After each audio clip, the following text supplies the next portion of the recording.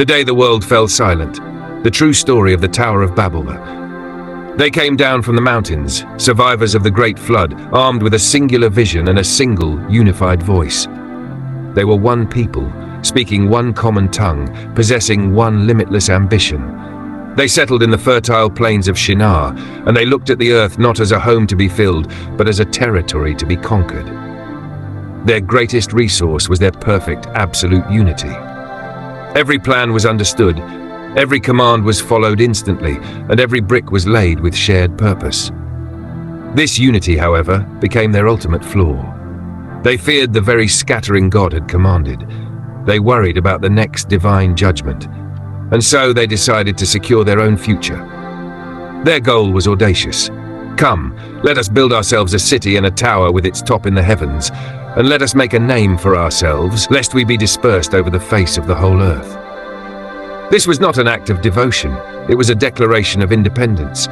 It was a commitment to self-glorification, an attempt to build a monument not to God, but away from Him. The tower wasn't just a physical structure, it was a spiritual ladder they intended to climb to avoid divine authority. Their ambition was immense, their confidence absolute. They understood their power. They knew that when human minds, human hands, and human will are perfectly aligned, they can achieve anything. They began to fire the bricks with intense heat and used tar for mortar. It was an industrial revolution fueled by arrogance. Day after day, the tower rose, a massive, arrogant spike of human pride piercing the sky, a visible, tangible symbol that humanity was seeking its own glory and establishing its own security. And then the moment came when God looked down, not in anger, but in sober assessment. He saw their cohesive, focused effort and declared, "Behold, they are one people, and they have all one language, and this is only the beginning of what they will do, and nothing that they propose to do will now be impossible for them." God recognized the catastrophic potential of humanity's unchecked pride. A united world, determined to act outside of His plan, would only lead to a faster, more complete form of self-destruction.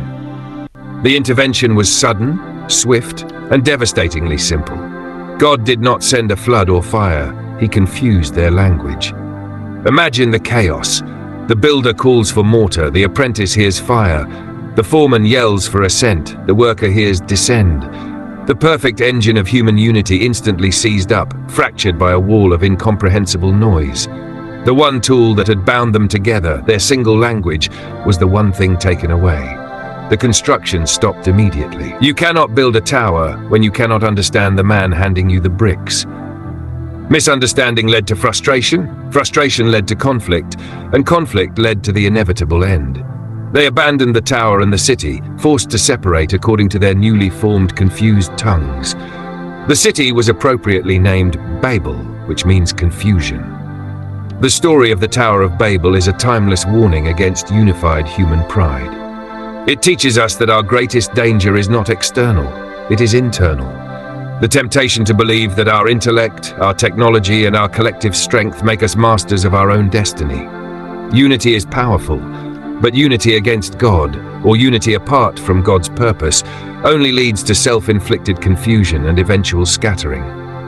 Our true purpose is not to reach heaven by our own engineering, but to fill the earth in humble obedience. If this narrative anchors your spirit against the arrogance of self-reliance, please subscribe to the Anchor Scroll. We are committed to bringing you cinematic stories of biblical truth 4 times every week.